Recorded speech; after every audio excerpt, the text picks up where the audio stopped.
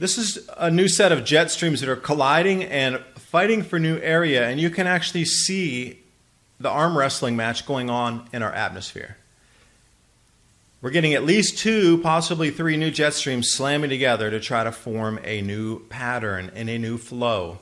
Adapt 2030 Mini Ice Age Conversations covers changes in our climate due to a new and intensifying grand solar minimum. In the media, overlooking, downplaying, or burying cold weather changes occurring on our planet. This is in order to keep the global warming agenda steaming full speed ahead. I do this podcast and radio program because we need to begin conversations on how to adapt our food growing strategies long before 2030 as agricultural zones shift, affecting global crop output, but very few mainstream media outlets are talking about the most important issue of our time, cold weather crop losses. Our sun is going through a 400-year cycle, which has effects on our weather patterns as our magnetosphere weakens and the jet streams go out of flow. It's not CO2, it's not you, it's the sun. Are you ready to thrive in the grand solar minimum? Then join me for Mini Ice Age Conversations. I'm your host, David Dubine. And I do welcome you this morning, wherever you are on this planet, bringing you the newest, the latest grand solar minimum updates, what's happening across our planet, so you can be better informed, keep your family safe as we transition into a 400-year lull in solar activity. Now affecting food production. The harvest is going to be leaner than lean in the fall. I personally feel, as we start the program today, that you're witnessing the end of this year's ability for the United States to grow grains in a majority of, I should say, the Midwestern grow belt. To Illinois, Iowa, Indiana, everything is struggling anyway, to the point it's the lowest planting ever in the history of the United States back to 1938, and it actually dips below that by about 10 million acres. They didn't have any records going further back than that. 1938 is the first year. We are below that this year in planting totals. The USDA botched a report. The significant declines in agriculture this year are not being priced in or taken into consideration yet in the market. Now see, down in southern Taiwan, a mud volcano just started erupting.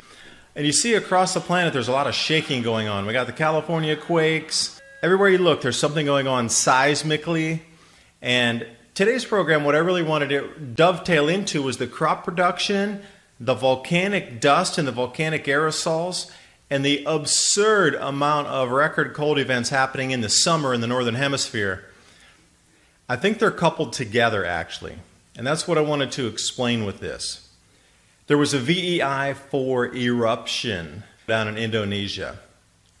But prior to that, there were 7 eruptions that pushed ash up to about 50 to 55,000 feet.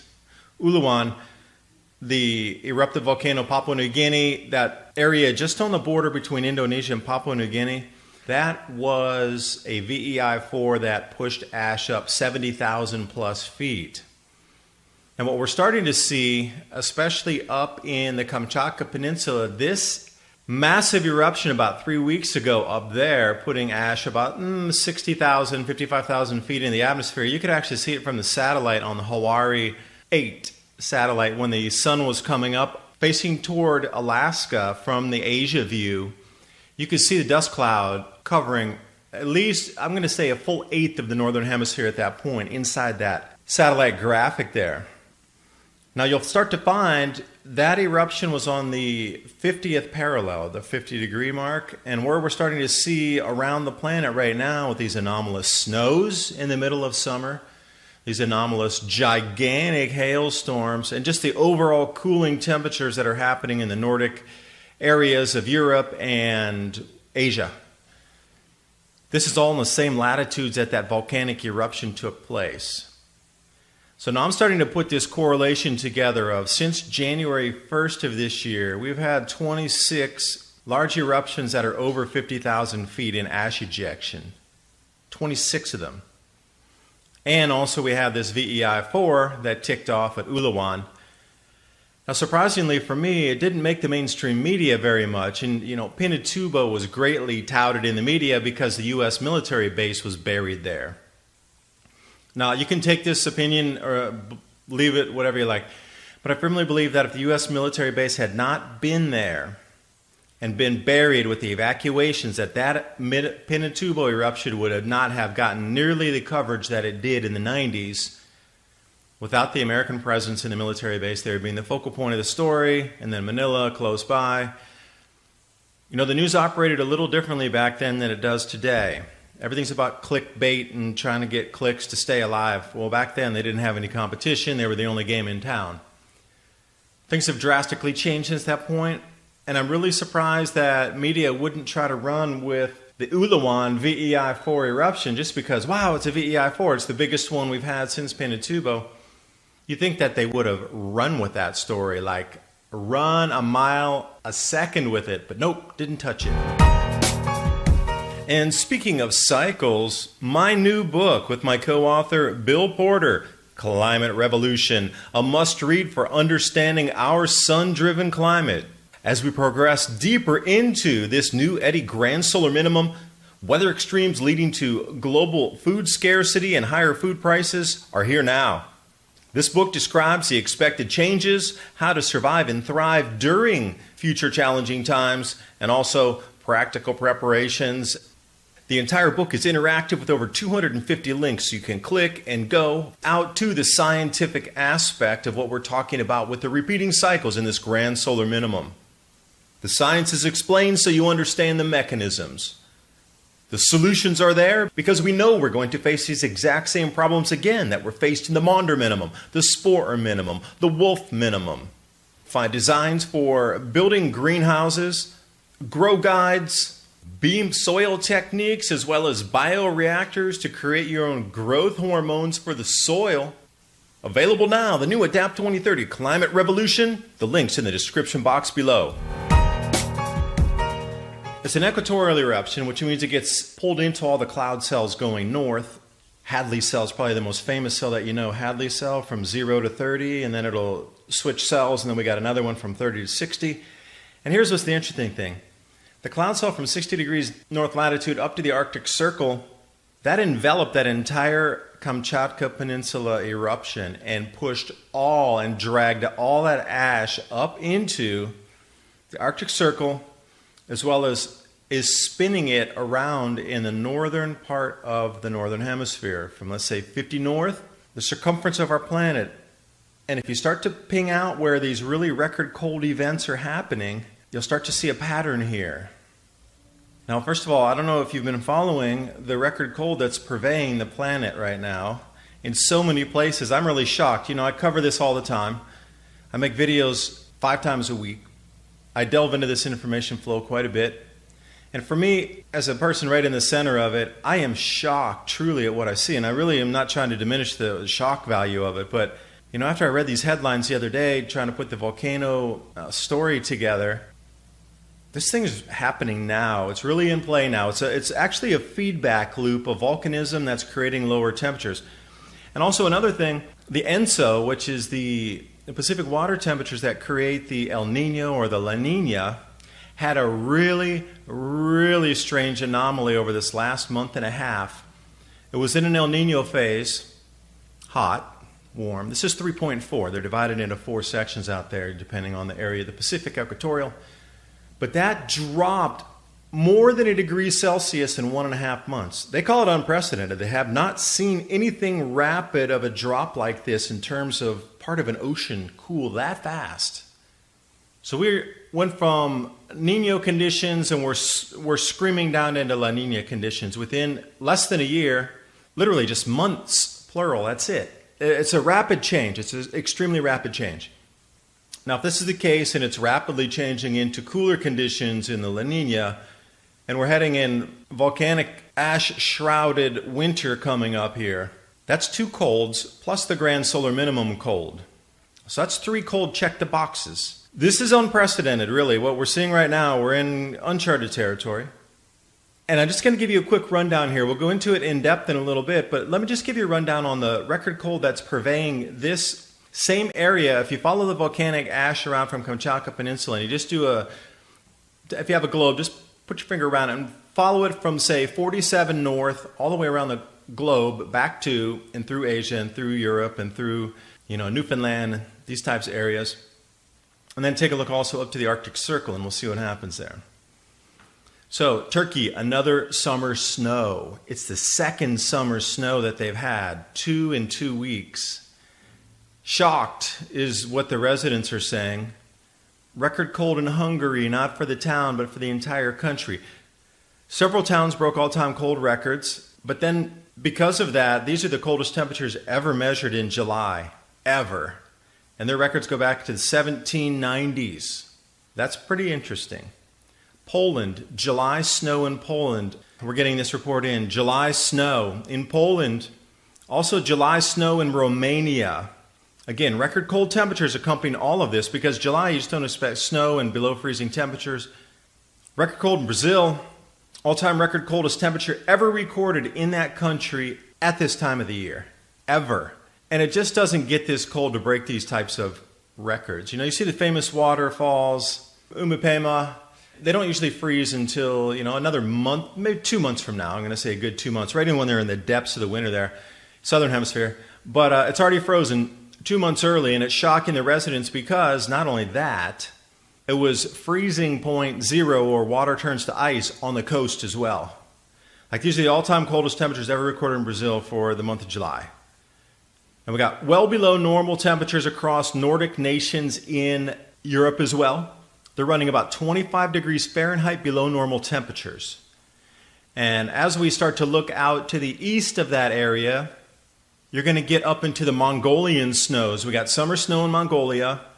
We got record lows in umpteen places across Russia at the moment. Again, look at that band where the ash is traveling. This definitely has something to do with it. All-time record cold in Germany, July. Multiple areas. I did a story on this. There were 9 different areas in Germany that set record low temperatures all time. And remember, Germany, their records go back to 1780. They have some of the longest running records. Hungary and Germany, if you want to look for long-term climate data that has been kept, and England or the UK as well, their data set goes back to 1790. But some of these areas in Europe, with this kind of long duration temperature records, it's kind of strange that they're breaking these all-time record cold. And then also, Netherlands, July, all-time record cold records set minus 1.6 Celsius, which is around 25 degrees Fahrenheit. Almost at sea level, too. That's what the whole point is. It's not Netherlands doesn't have mountains, but it's not mountainous by any stretch of the imagination. Near sea level, below freezing in July. And then back to the Turkey story, they had the heavy snowfall on July 3rd. That's what I'm saying. This is the second instance here that there's record snow. It's the only time they've had snow. That's the only thing. They don't have records for it because it's the first time they're seeing it. So there's no such records for it. Seems like we're moving into a little bit of uncharted territory here in terms of record cold. Now, the media was all focused on the French heat wave. That was, I'll admit, it was warm down in France and Spain. And now we have Norway mountain passes closed due to cold and snow. And we all heard about that Mexican hailstorm 7 feet deep. We got snow, apparently. Now, they're trying to discern, is it snow or is it that gruel, that stuff that's almost snow and almost hail mixed together in Spain? Yeah, I said that right. In Spain. So the reason that the 7-foot hailstorm I brought up is because the amount of hail coming down across Europe is how many times can I use this word? I got to think of a different word. Anybody got a thesaurus out there? Let's look up the word unprecedented. And I highly encourage you to check out what's happening across the Mediterranean and the Adriatic. The wind shear, it's beyond hurricane strength. It's the updrafts that are causing some of these large hailstones. They say that the updrafts inside these thunderheads have to be pushing at least 110 miles an hour to get the hail to the size of a grapefruit. So I'm thinking, all right, atmospheric disturbances everywhere. The size of the hailstone coming down, if it's not grapefruit size, it's 120 mile per hour wind with regular marble size hail in it. The hail is going at 120 miles an hour in the wind, the size of a marble. And it's not just falling one, hailstone out of the sky. It's piling up feet. Now, can you imagine being in this storm front, moving at 120 miles an hour, and it's dumping feet plus of hail? Wow, that would hurt, and it would be nonstop. Can you imagine a foot of hail? And it would be a whole wall moving at 120 miles an hour of just solid ice, which is intense, to say the least. And if you take a look at what's happening with the jet streams in the southern hemisphere, south of Australia, between Australia and Antarctica, there's some little tool. It's actually a great tool. It's called Nullschool, Nullschool. Now, if you go on Nullschool, you click the Earth button, and then you come down, and it'll show the millibars or the hectopascals. You want to go over there to 250 and click on it, and it'll show you the jet streams of the planet. There is like a 3,000 mile wide jet stream down there. Not length, no. Width. It is the largest, widest jet stream that they have ever seen in the southern hemisphere. This same week that the volcanic eruptions, the crazy weather across Europe, the all-time record cold across the northern hemisphere, and parts of the southern hemisphere. Now they're measuring something that, the oceans are cooling rapidly. That's just, they've never seen a drop of more than a degree Celsius in a month. Water temperatures take way longer to cool. What happened there? And now I'm going to, when we come down to Antarctica here, and it's still visible on the satellites. You can go take a look at it yourself if you don't believe what I'm saying. Nullschool, 250 millibar, and then flatten the map out into the Earth view where you get the square rectangle. But this jet stream is 3,000 plus miles wide. That's not right. Something is butching up down there. So when you talk about the magnetosphere weakening and these jet streams going out of flow, this is a new set of jet streams that are colliding and fighting for new area, and you can actually see the arm wrestling match going on in our atmosphere. We're getting at least 2, possibly 3 new jet streams slamming together to try to form a new pattern and a new flow. TrueLeafMarket.com. I really want to talk about growing your own food, which will be a necessity moving forward. There's so many ways that we can go about growing different types of vegetables that we're going to need. Microgreens are incredibly nutritious. They're super fast to grow. In less than a week, you can have something that you can eat. Also, sprouts. We can get those a little bit taller, a little more dense, a little bit larger volume on the vegetation mass coming off of there. So how do you know what kind of sprouts to grow? How about wheatgrass or herbs? What about different types of herbs that we can add to our foods? Now, what I just described to you, there's a full range of starter guides there at TrueLeafMarket.com for you to take a look at. Even if it's just for your own knowledge and you don't purchase something from them, at least get the information so you know how to grow microgreens, you know how to grow sprouts, you understand what some of the herbs are for. TrueLeafMarket.com. Use the link below and give yourself the gift of organic and heirloom seeds. Others are picking up on this story as well. Mainstream media is not. Mavstar, who has his own independent network of magnetometers, said that the magnetic pole moved 250 miles in a week. Now, Mavstar, if you're not following him, I highly suggest you do over on YouTube.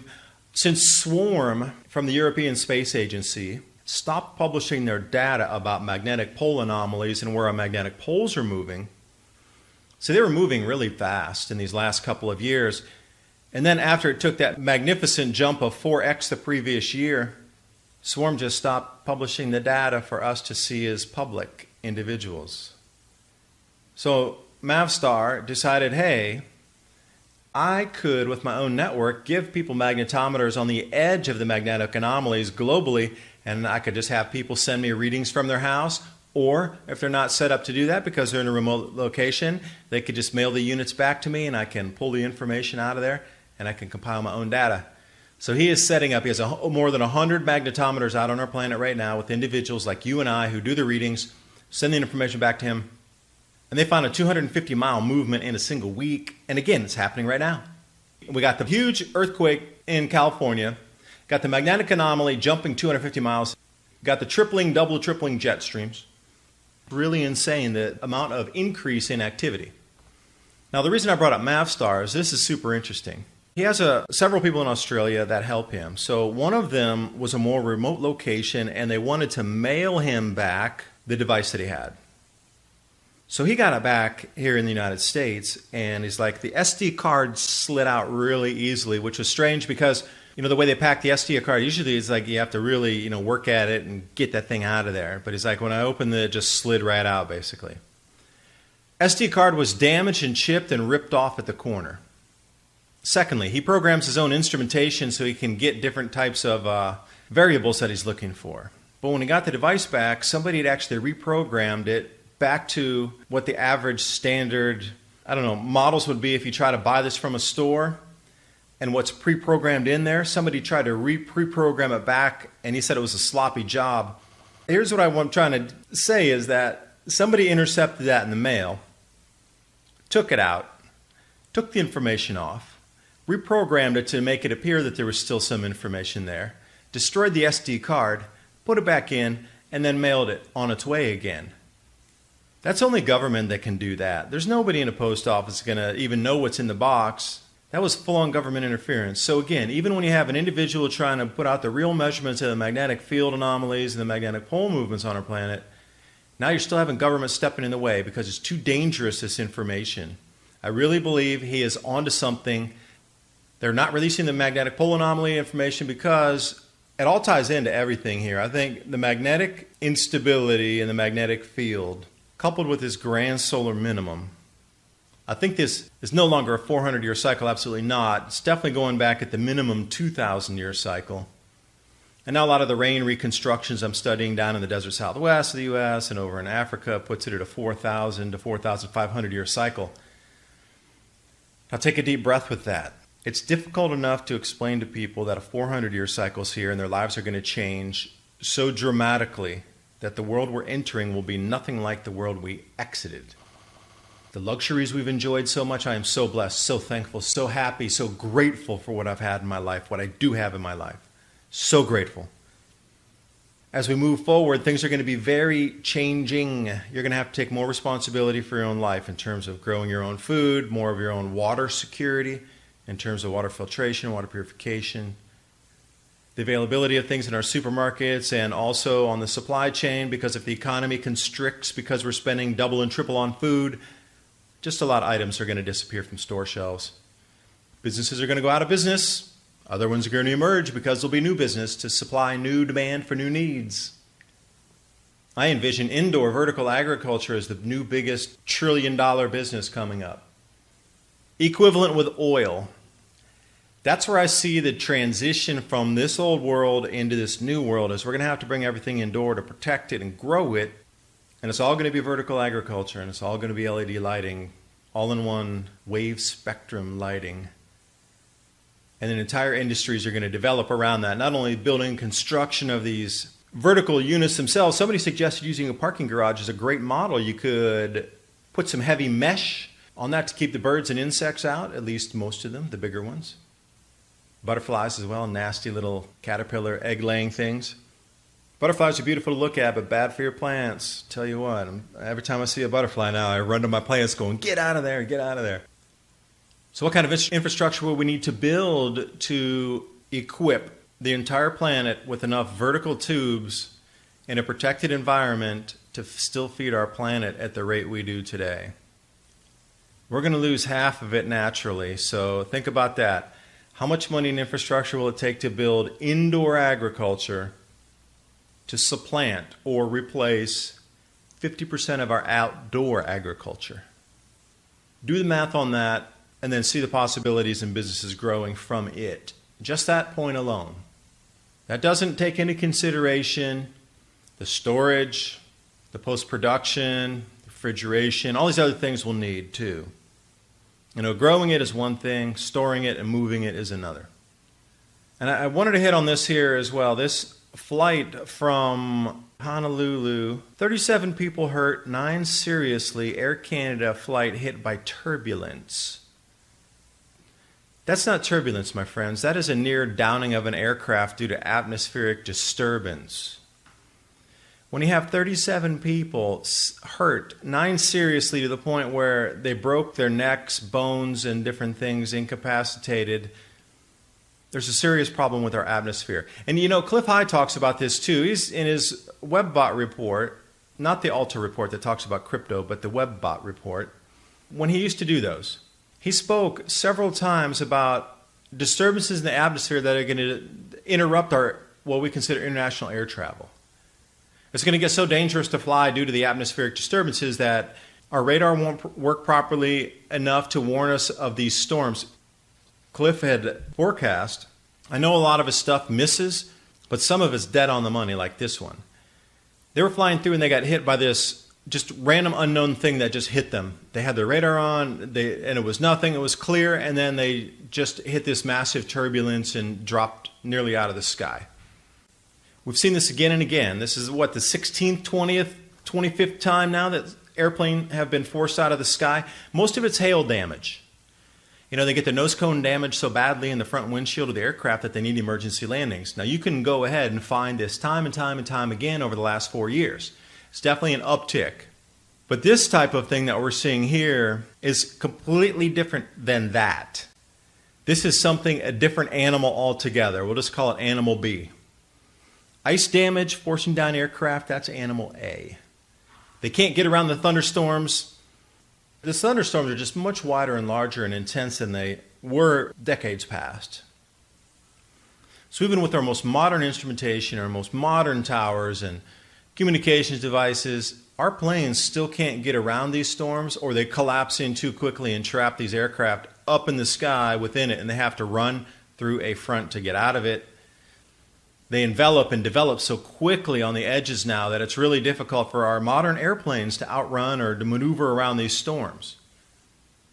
It is a detriment to industries like flight and airline to tell about these dangers that are evolving because of the grand solar minimum. I mean, this news story coming out here, I thought it would have had more news coverage in the States. CBC, which is a Canadian broadcasting network, picked it up, but really not much in the States did. Although it landed in Honolulu, I would have thought for sure it would have made bigger news. Because you probably won't want to fly if you know all these things are happening. You're definitely going to choose your routes more carefully. You're definitely going to be taking a look at the weather more carefully. Some of these things we can never discuss on the phone. It's a face-to-face meeting. Devices in the other room. You listen, you write, and you walk away.